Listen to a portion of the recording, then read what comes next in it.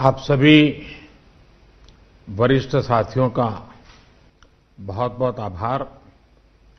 इस चर्चा में आपने जो विचार व्यक्त किए, जो सुझाव दिए, मैं समझता हूं ये बहुत ही महत्वपूर्ण है।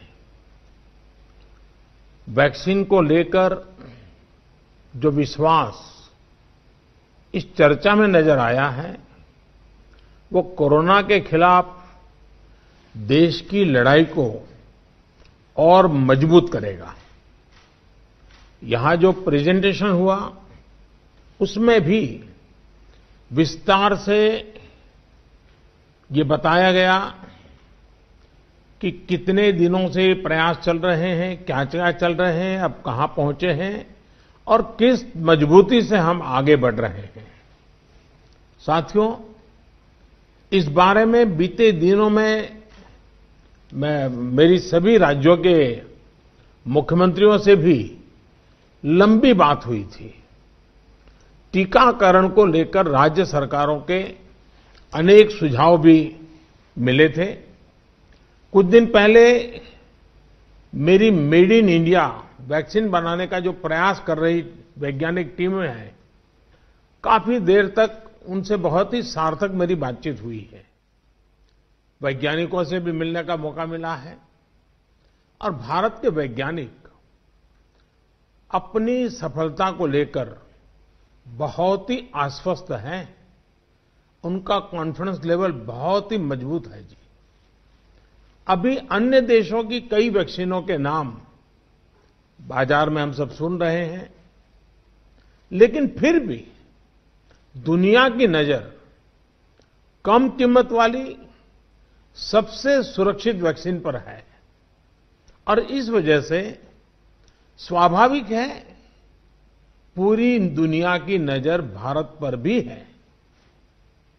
अहमदाबाद, पुणे और हैदराबाद जाकर मैंने ये भी देखा है कि वैक्सीन मैन्युफैक्चरिंग को लेकर देश की तैयारियां कैसी हैं।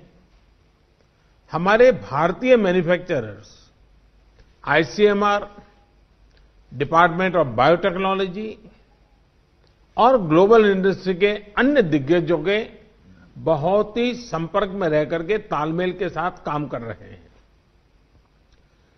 आप एक तरह से मानकर चलिए कि सभी कमर कस के तैयार बैठे हैं।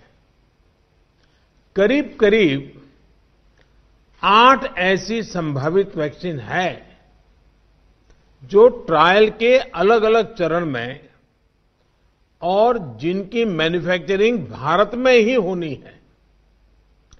जैसा यहां चर्चा में भी बात आई, भारत की अपनी 3 अलग अलग वैक्सीन का ट्रायल अलग अलग चरणों में है।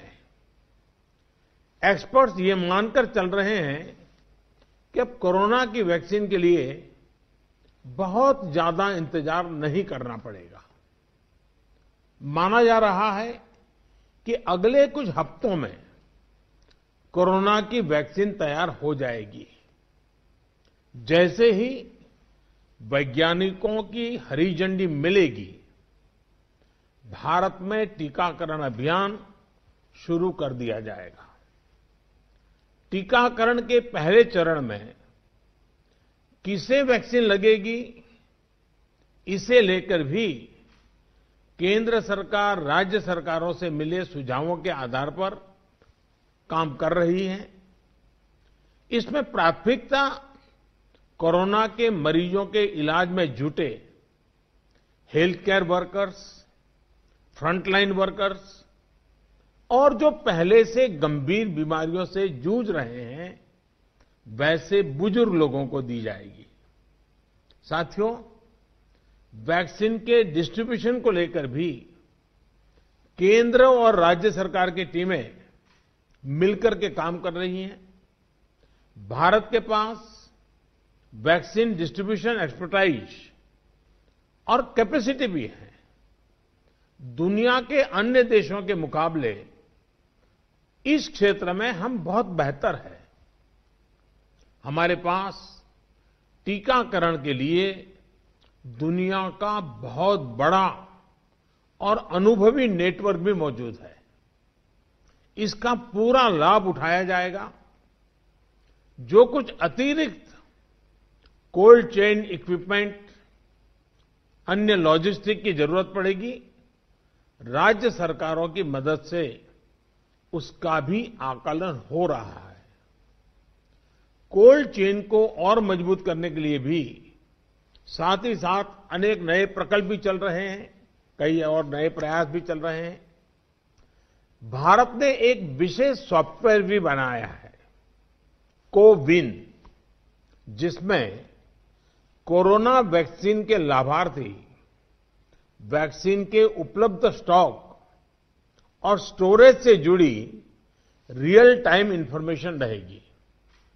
भारत में कोरोना वैक्सीन की रिसर्च से जुड़े दायित्व के लिए विशेष टास्क फोर्स का गठन किया गया था और वैक्सीन से जुड़े अभियान का दायित्व नेशनल एक्सपर्ट ग्रुप को दिया गया है।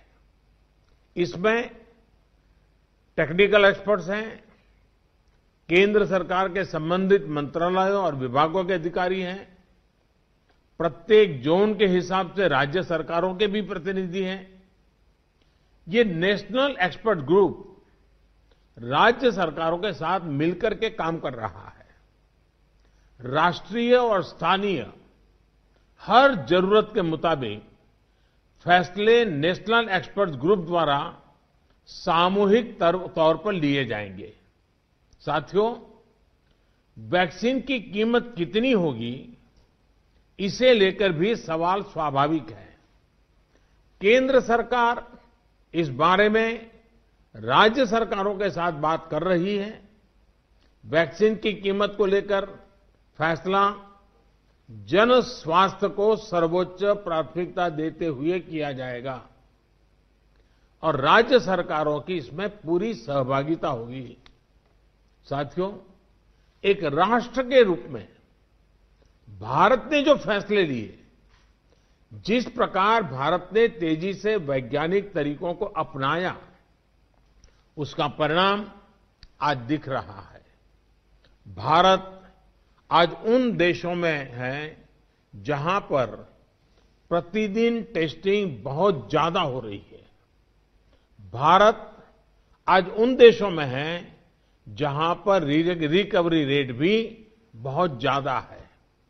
भारत उन देशों में भी शामिल है जहां पर कोरोना की वजह से होने वाली मृत्यु दर इतनी कम है। भारत ने जिस तरह कोरोना के खिलाफ लड़ाई को लड़ा है, वो प्रत्येक देशवासी की अदम्य इच्छा शक्ति को दिखाता है।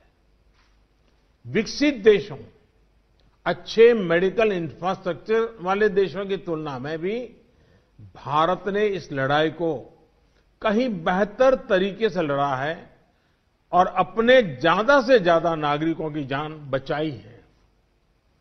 हम भारतीयों का संयम, हम भारतीयों का साहस, हम भारतीयों का सामर्थ्य इस पूरी लड़ाई के दौरान अतुलनीय रहा है, अभूतपूर्व रहा है। हमने सिर्फ अपने ही नागरिकों की चिंता नहीं की, बल्कि हमारे देशों के नागरिकों को भी बचाने का हर प्रयास, अन्य देशों के साथ मदद करने का भी काम, हर संभव प्रयास किया गया। साथियों, फरवरी मार्च की आशंकाओं भरे, डर भरे माहौल से लेकर आज दिसंबर के विश्वास और उम्मीदों भरे वातावरण के बीच भारत ने बहुत लंबी यात्रा तय की है। अब जब हम वैक्सीन के मुहाने पर खड़े हैं, तो वही जन भागीदारी, वही साइंटिफिक अप्रोच, वही सहयोग आगे भी बहुत जरूरी है। आप सभी अनुभवी साथियों के सुझाव भी समय समय पर भी इसमें प्रभावी भूमिका निभाएंगे। आप सभी जानते हैं कि जब भी इतना व्यापक टीकाकरण अभियान चलता है तो अनेक प्रकार की अफवाहें भी समाज में फैलाई जाती हैं। ये अफवाहें जनहित और राष्ट्रहित दोनों के विरुद्ध होती हैं। इसलिए हम सभी दलों का ये दायित्व है कि देश के नागरिकों को ज्यादा से ज्यादा जागरूक करें, उन्हें किसी भी अफवाह में बचाएं। इसके साथ ही हम जानते हैं दुनिया में जिस प्रकार से कर्व बदल रहा है और चित्र कहां से कहां जाएगा कोई कह नहीं सकता है, और ऐसे में हमारे जो प्रूवन रास्ते हैं, प्रूवन हथियार है, उसको हमने कभी भी छोड़ना नहीं है। और इसलिए 2 गज की दूरी और मास्क के प्रति भी हम लोगों को लगातार सतर्क करते रहना है। देश ने अब तक जो प्राप्त किया है, किसी भी तरह की लापरवाही उसे नुकसान पहुंचा सकती है। मैं सभी राजनीतिक दलों के महानुभावों से आग्रह करूंगा, हर एक को आज बोलने का अवसर नहीं मिला है, लेकिन मेरी प्रार्थना है कि आप लिखित भेजिए। आपके सुझाव बहुत काम आएंगे, आपके सुझावों को गंभीरता से लिया जाएगा और योजना में वो भी बहुत पूरक होंगे। इन सभी आग्रह के साथ मैं आज आप सभी का बहुत बहुत आभार व्यक्त करता हूं। आपने समय निकाला, बहुत बहुत धन्यवाद।